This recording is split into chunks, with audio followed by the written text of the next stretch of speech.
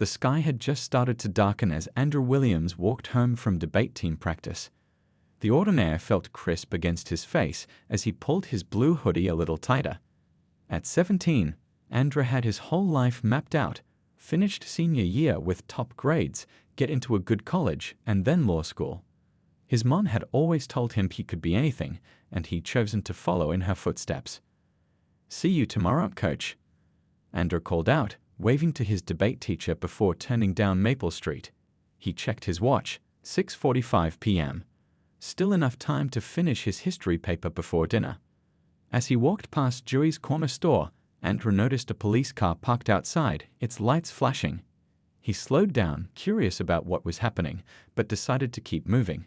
His mom always said to stay clear of trouble, especially as a young black man in Lakeside. What Andrew didn't know was that just 15 minutes earlier, someone had robbed Dewey's store. The description the shaken cashier gave to police was vague at best. A tall black teenager in a hoodie. Couldn't see his face clearly. Andrew was 3 blocks away when the police cruiser pulled up beside him. "Hey you, stop right there," an officer called out, hand already on his weapon. Andrew froze, heart hammering in his chest. "Yes, sir?" "Where are you coming from?" the officer demanded, eyeing Andrew's hoodie. "Debate team practice at school, sir. I'm heading home." The second officer circled behind Andrew. "Got any ID on you?" Andrew carefully reached for his wallet. "Yes, sir, my school ID and bus pass." The officers exchanged looks. "You match a description we have." "There was a robbery at Joey's about 20 minutes ago." Andrew's stomach dropped. "Sir, I was at school. My debate coach can confirm." "Save it for the station," the first officer cut him off, pulling out handcuffs. "Turn around, hands behind your back." Everything happened in a blur after that. The cold metal of handcuffs, the uncomfortable backseat of the police car, the stares of neighbors as he was driven away. At the police station, Andrew kept repeating himself, "I was at debate practice. You can call Coach Thompson. He was with me until 6:40. But no one seemed interested in his alibi. Instead, they took his fingerprints, his photo, and placed him in a holding cell with 2 older men who eyed him warily. "I shouldn't be here," Andrew whispered to himself, trying to hold back tears. "This is a mistake." 3 hours later, a tired-looking public defender named Mr. Rivera shuffled in with a notepad. "Andrew Williams? I'm your appointed attorney."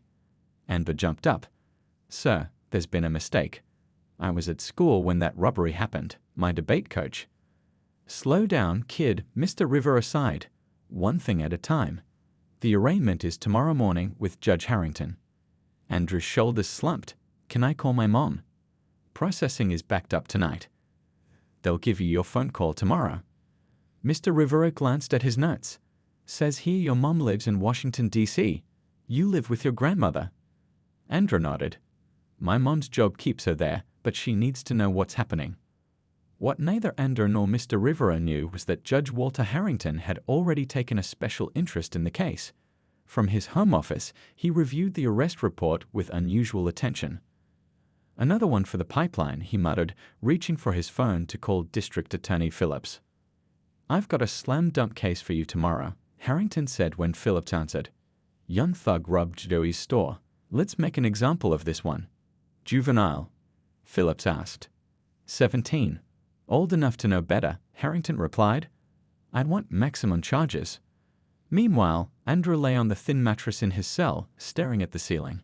Tomorrow, he thought, tomorrow he would call his mom and this nightmare would end. If only he knew how the system in Lakeside worked, how Judge Harrington had spent years filling cells at Lakeside Juvenile Detention Center, how evidence had a way of disappearing in cases the judge took a personal interest in. Outside the station, the real robber, a 26-year-old white man with a history of theft, was already 3 towns away, counting his money and laughing about the perfect timing of that black kid in the hoodie walking by right after he'd slipped out the back. As night fell completely, 2 worlds turned in opposite directions. In one, Judge Harrington slept soundly, confident in another easy conviction.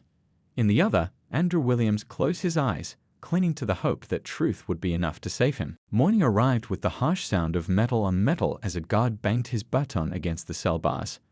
Andrew sat up quickly, his neck stiff from the thin pillow. For a moment, he thought he was in his bedroom at Grandma's house, but reality crashed back as he took in the grey walls around him. "Williams, get ready. Court in 30 minutes, the guard announced before moving on. Andrew rubbed his eyes, his stomach tight with anxiety.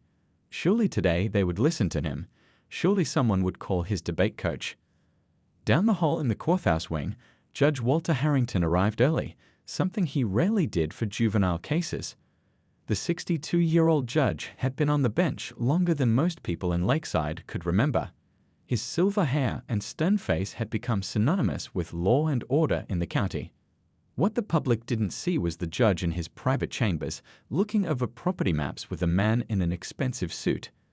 "The numbers look good, Walter," the man said, pointing at the blueprints spread across the desk. "Lakeside Youth Correctional Facility will bring in jobs, tax revenue, and best of all, steady profits for investors like yourself." Harrington nodded, running his finger along the outline of the proposed private prison. "Construction begins next month, doesn't it, Frank?" "Yes, but the state board wants assurance of adequate occupancy levels before releasing the final funding." The judge smiled thinly. "Leave that to me. I've got a promising case this morning. These kids need structure, discipline." A knock at the door interrupted them. Frank quickly rolled up the blueprints as Harrington called, "Enter." District Attorney Phillips walked in with a manila folder. "Morning, Judge. I've got the Williams case ready for arraignment." "Ah, yes," Harrington said, noticing Frank slipping out the side door. "The convenience store robber." "About that," Phillips hesitated. "The public defender is claiming the kid has an alibi. Something about debate team practice." Harrington waved his hand dismissively. "These kids always have excuses. Do we have the security footage from Joey's?" "It's not very clear. You can't really see the face. But it shows a young black male in a hoodie, correct?" Phillips nodded reluctantly. "Then we proceed as planned," Harrington said firmly. "I'm transferring this case from juvenile to adult court." Phillips looked surprised. "On a first offense? With no previous record?" "Are you questioning my judgment, Phillips?" Harrington's voice dropped dangerously low. "No, Your Honor. Of course not." Meanwhile, Andrew was being led into the courthouse in handcuffs. His public defender, Mr. Rivera, met him in a small conference room that smelled of old coffee. "Listen, Andrew," Rivera said, shuffling through papers. "They're pushing to try you as an adult." "What? But I didn't do anything." Andrew's voice cracked. "Did you talk to Coach Thompson?" Rivera avoided his eyes. "I left messages. But here's the thing, we've got Judge Harrington. He's tough." "Tough how?"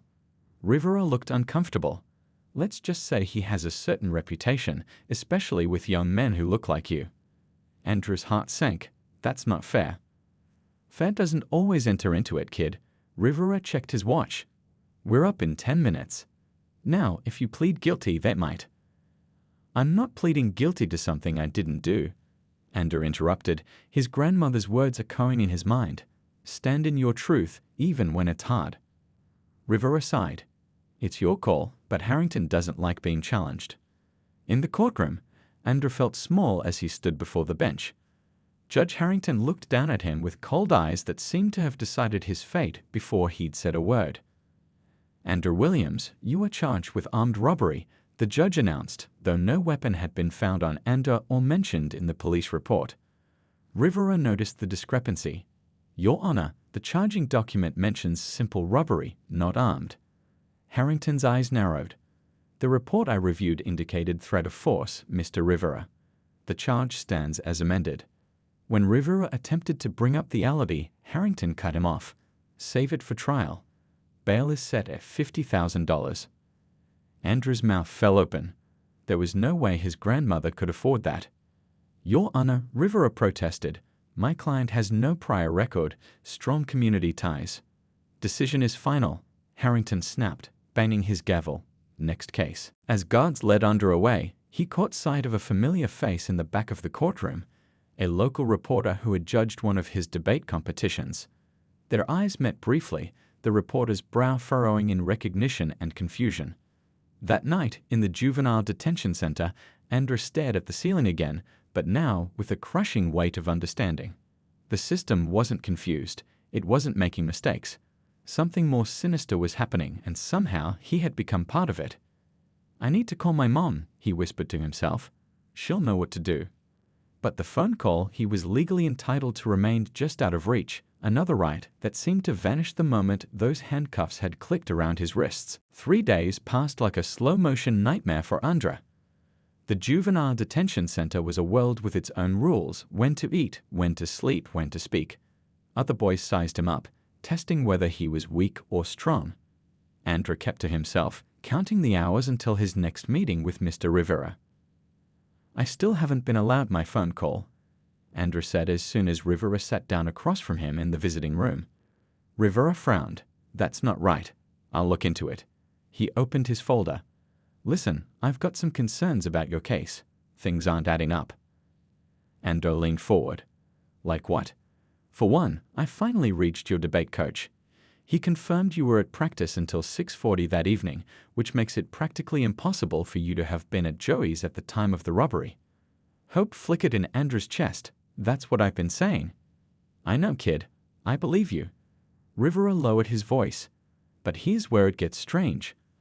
I requested the security footage from Joey's as evidence, and the DA's office is claiming it's been damaged." "Damaged? How?" "They're saying there was a technical issue when they transferred the files." Rivera's expression was grim. "And that's not all. The cashier who gave the original description. Now he's saying he's absolutely certain it was you, even though his first statement said he couldn't see the robber's face clearly." Andrew's hope crumbled. "But that's a lie. I've never even been inside that store." "Someone's putting pressure on these people," Rivera muttered, almost to himself. "This isn't the first time I've seen evidence conveniently disappear in Judge Harrington's courtroom." Across town, in a quiet corner of an upscale restaurant, Judge Harrington was enjoying lunch with Police Chief Tom Bennett. "The Williams case is progressing nicely," Harrington said between bites of his steak. "I expect a plea deal soon.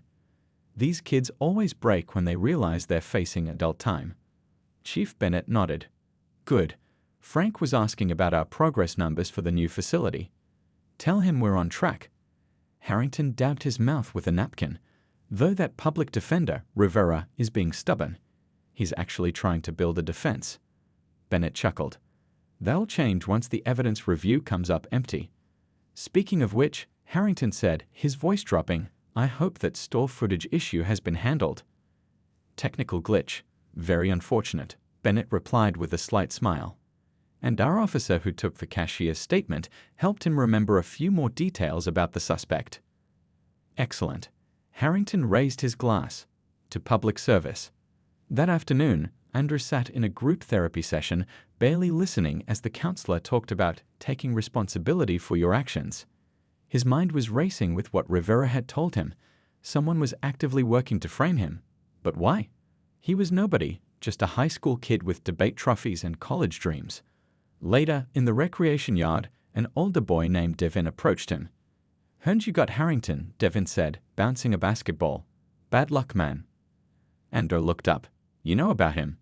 Devin snorted. "Everybody in here knows about Harrington. My cousin got 8 months for stealing headphones. White kid who did the same thing got community service." "How is he getting away with this?" Andrew asked. Devin shrugged. "People been asking that for years. Word is, he's tight with the guys building that new private jail. More kids in cells, more money in pockets." The pieces were starting to fit together in Andrew's mind, forming a picture that made his stomach turn. That night, a new guard was on duty. A younger man who seemed uncomfortable with his surroundings. As he passed Andrew's cell for bed check, Andrew decided to take a chance. "Sir," he said quietly, "I haven't been allowed my phone call. It's been almost 4 days." The guard hesitated. "That can't be right. Everyone gets a call." "Please," Andrew said, trying to keep the desperation from his voice. "I just need to call my mom." The guard checked his clipboard. "There's nothing here about restricting your calls. Must be an oversight." He looked around, then lowered his voice. "Tomorrow morning. I'll make sure you get it." For the first time in days, Andrew felt a flicker of real hope. If he could just reach his mom. What the guard didn't know, what nobody in Lakeside knew, was exactly who Andrew's mother was. They saw only a black teenager from DC staying with his grandmother while his mom worked some government job. They had no idea that on the other end of that call would be Elaine Williams, the recently appointed United States Attorney General, the highest-ranking law enforcement officer in the country. And she was about to learn that her only son had been framed. Morning came with the sound of keys jangling. Andrew opened his eyes to see the young guard from last night standing at his cell door. "Wake up, Williams. You get your phone call before breakfast," he said quietly. Andrew jumped up, suddenly wide awake. "Thank you, sir." As they walked down the corridor, Andrew noticed how empty it was. Most of the staff wouldn't arrive for another hour. The guard led him to a small room with a single phone on the wall. "You've got 5 minutes," the guard said, checking his watch. "I'm not supposed to leave you alone," but he stepped just outside the door, giving Andrew a small nod. Andrew's hands trembled as he dialed his mother's private number. It was barely 6 a.m. in Washington, but he knew she'd be awake. His mom always started her day at 5:30, no matter what. The phone rang 3 times before she answered. "Hello." Her voice was clear, professional, the voice that had argued cases before the Supreme Court. "Mom." Andrew's voice cracked, all his practiced calm crumbling at the sound of her voice. "Andrew." Immediately, her tone changed. "What's wrong? Why aren't you calling from your regular phone?" Andrew took a deep breath. "Mom, I'm in juvenile detention in Lakeside. They're saying I robbed a store, but I didn't do it. I was at debate practice when it happened.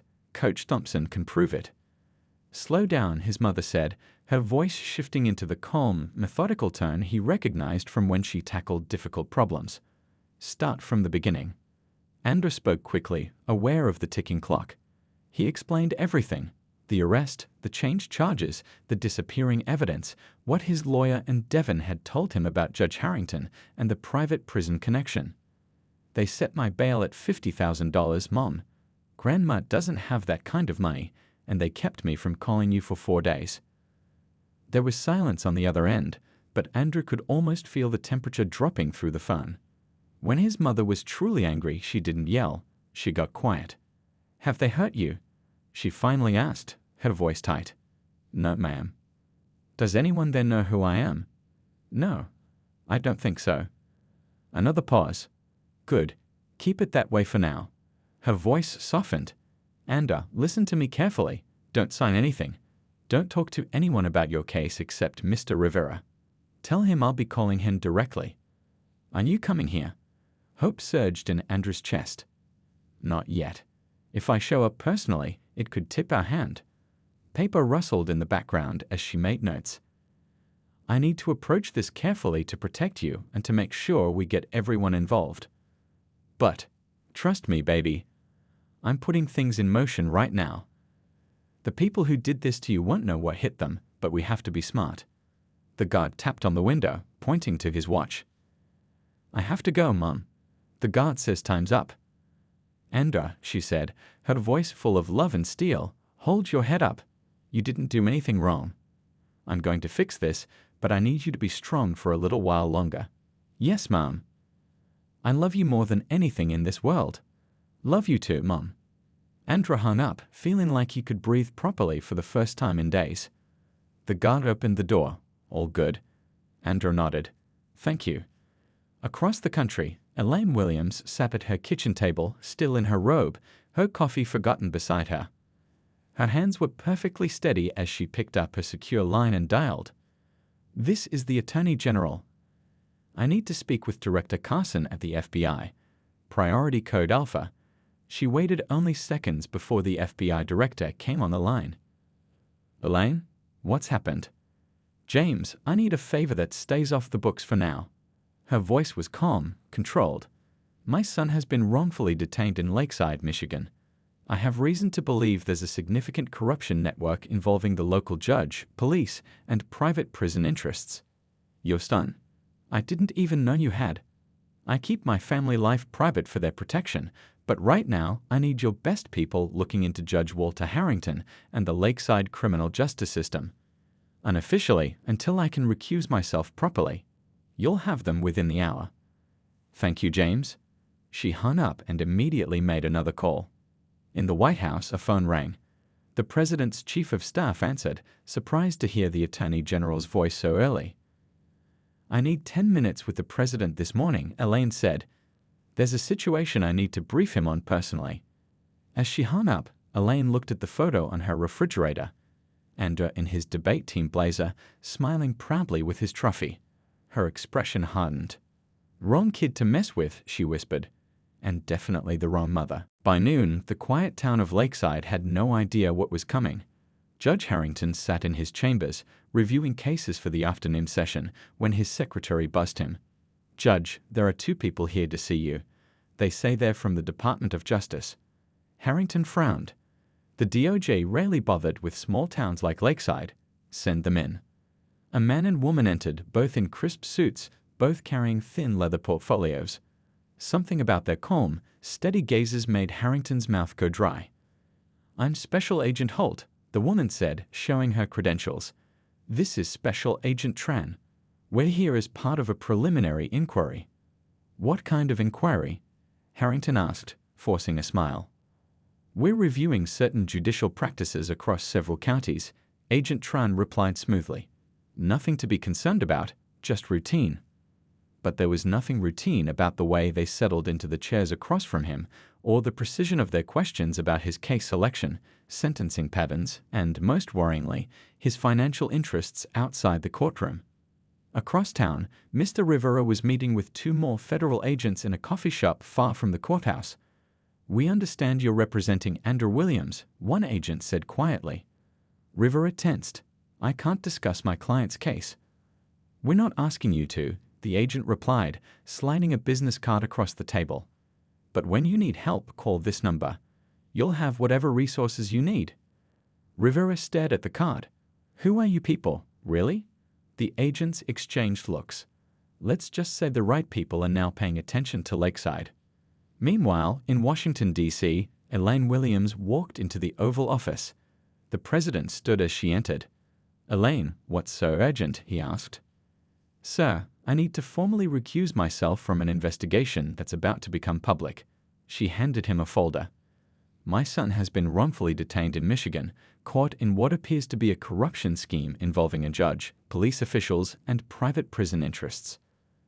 The president's eyebrows shot up. Your son? I didn't know you had a son. I've kept my family life private for security reasons. Elaine's voice remained professional, but her eyes revealed her pain. But now I need to make sure there's no appearance of impropriety when the FBI moves in. The president opened the folder, scanning the preliminary report she'd prepared. His expression darkened. This goes beyond your son, doesn't it? Elaine nodded. Initial data suggests potentially hundreds of juveniles, predominantly minorities, received excessive sentences from this judge. Many were diverted to a private detention facility where the judge appears to hold financial interests. Jesus, the president muttered. You have my full support. Deputy Edge Chen can oversee the official investigation. Thank you, sir. As Elaine left the White House, her secure phone buzzed with a text from the FBI team in Lakeside. Evidence secured. Backup requested. Back in Lakeside, the Juvenile Detention Center's administrative office was buzzing with unusual activity. 4 FBI agents had arrived with federal warrants, requesting all records related to sentencing and transfers over the past 5 years. The center's director, a nervous man named Wilson, kept glancing at his phone. I should really call Judge Harrington about this. That won't be necessary, an agent replied calmly.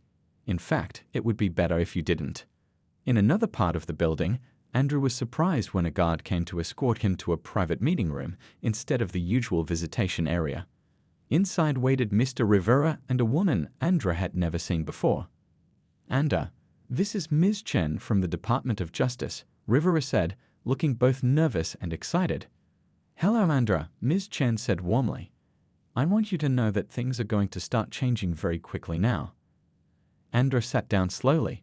My mom called you. Ms. Chen smiled. Your mother has recused herself from the official investigation for ethical reasons, but yes, she made sure we knew about your situation. We're here because what happened to you has happened to others, and it needs to stop. Andrew felt a strange mix of relief and worry. Is she okay, my mom? She's worried about you, but she's doing what she does best, making sure justice happens. Ms. Chen leaned forward. Now we need your help. We need you to tell us everything from the beginning. As Andrew began speaking, FBI teams were simultaneously serving warrants at the police station, courthouse, and the offices of Lakeside Development Partners, the company behind the private prison construction.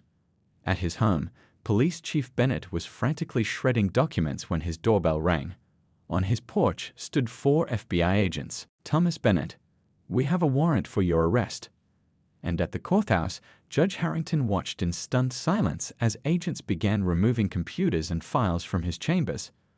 What is the meaning of this? He demanded. Agent Holt handed him a document. Federal warrant, Your Honor.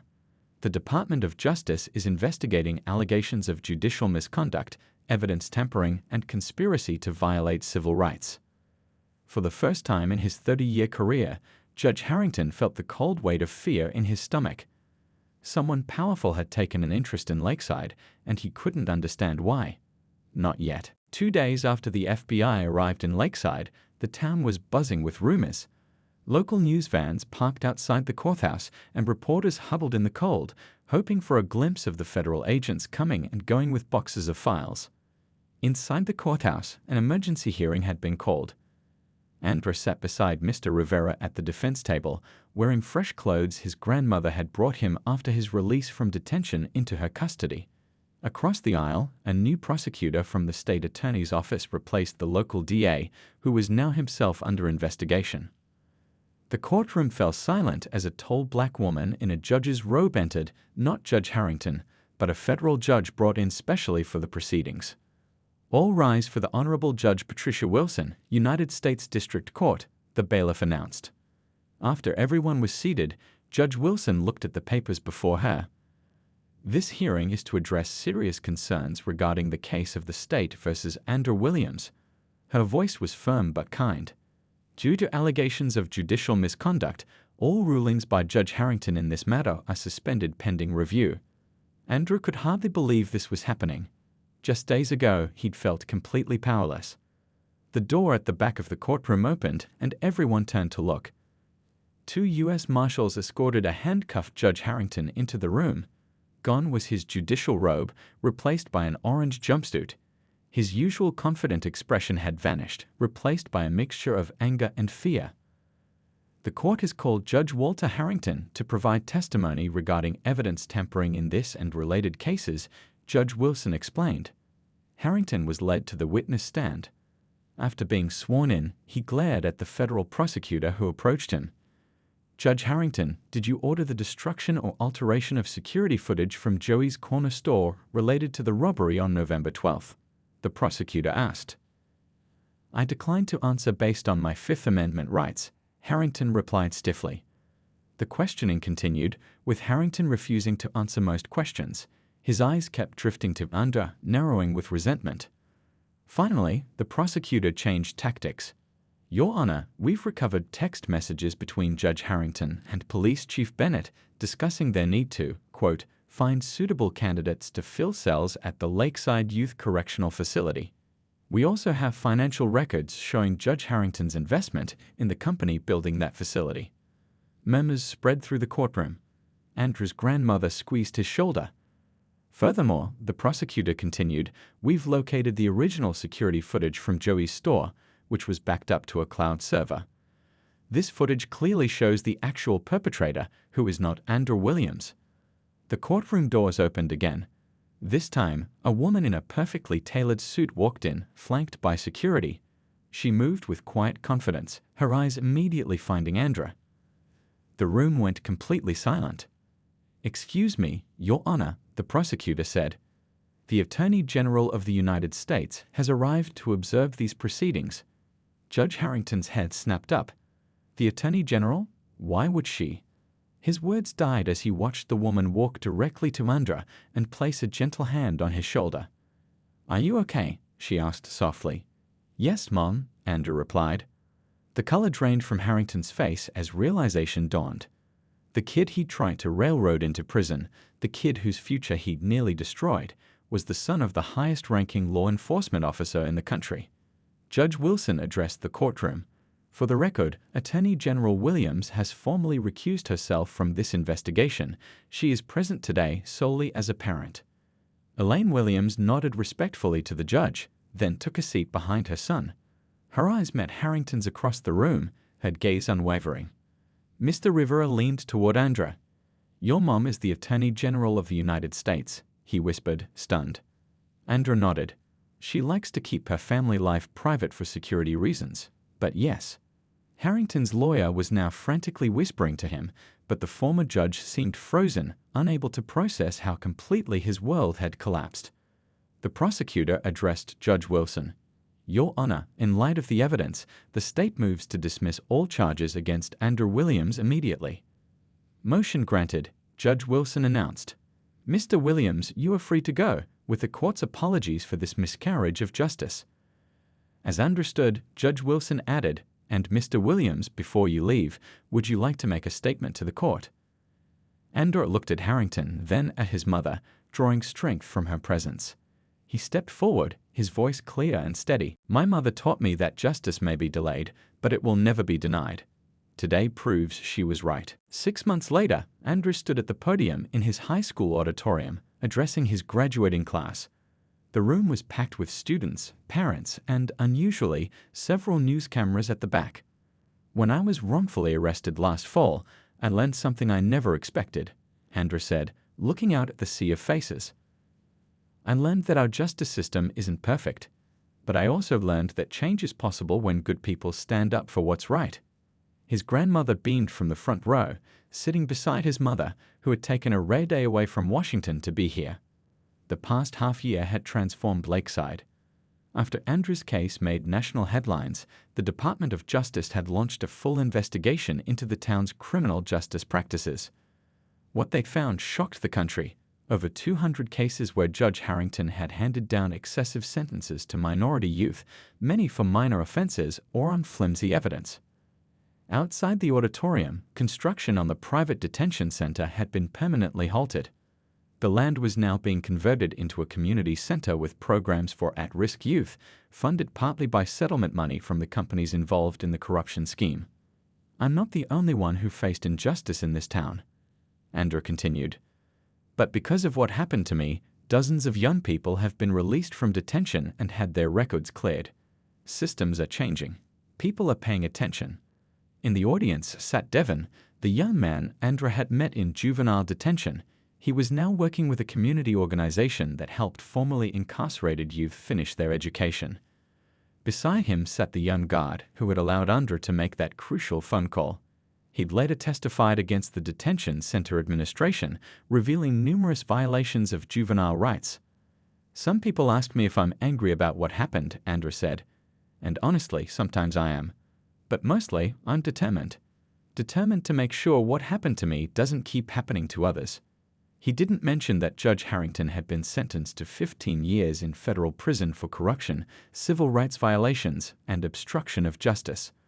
Or that Police Chief Bennett had received 8 years.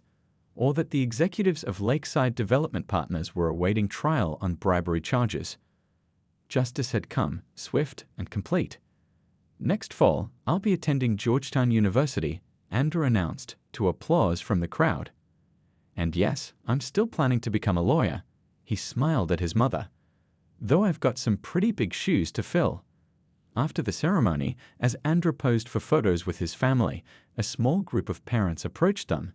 Andrew recognized them immediately, families of other teens who had been victims of Harrington's corrupt sentencing. "We just wanted to thank you," one mother said, her eyes filling with tears. "My son is home now because of what you started." Elaine Williams shook the woman's hand. "The system failed your family, and I'm sorry for that, but we're working to fix it." Later that evening, Andrew and his mother sat on his grandmother's porch swing, watching the sunset. It was a rare quiet moment for the Attorney General, who had become the face of a national conversation on juvenile justice reform. "I've been thinking," Andrew said, breaking the comfortable silence. "About writing a book. About what happened." Elaine nodded. "I think that's a wonderful idea. Not just about my case, but about all the others, all the kids who didn't have the Attorney General for a mom." He looked at her. all the kids who are still waiting for someone to notice they're missing. His mother squeezed his hand. You know what I'm most proud of? Not that you got into Georgetown, not that you handled this whole mess with such grace, but that through it all you kept thinking about others. Andor leaned his head against her shoulder the way he used to when he was small. I learned that from you. As darkness fell over Lakeside, lights came on in homes across town. In some of those homes were families reunited because of what had started with one phone call. In others were people still grappling with the revelation that their trusted officials had betrayed them for years. And in his grandmother's house, a young man who had faced the worst of the system and survived looked toward the future he'd almost lost. The next morning, Andrew would help his mother present at a community meeting about the new youth center being built. His story had changed his town, and now it was changing the country. One judge had tried to frame him, to make him a statistic, a number in a corrupt system. Instead, he had become a voice that could not be silenced.